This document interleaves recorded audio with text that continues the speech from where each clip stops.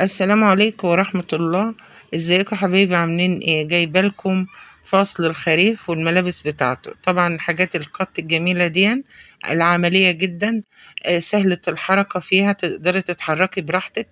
كلها حاجات جميلة. وعندك برضو البلاسيه من الحاجات الجميلة جدا، ما بتبطلش. وعندك هنا الترانش الصوف، سواء كان صوف أو كوخ أو تويد أو عندك الجلد المبطن، فكلها حاجات عملية ومش هتبطل معاكي. أما الجواكت الجلد أعتقد إنها مش عملية، تحتاجيها آخر النهار أكتر.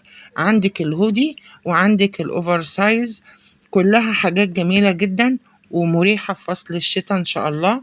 والجيب الجلد برضو من الحاجات اللي مش عملية. لو كانت صوف زي كده يبقى أكيد عملية وهتريحك وبتقعد معاكي مش هتبطل. يعني الحاجات الترند بتقعد الموسم وبعد كده بتبطل. أما الحاجات العملية اللي زي كده فكلها حاجات تقدر تلبسيها وبتقعد معاكي ما بتبطلش. أحب أسمع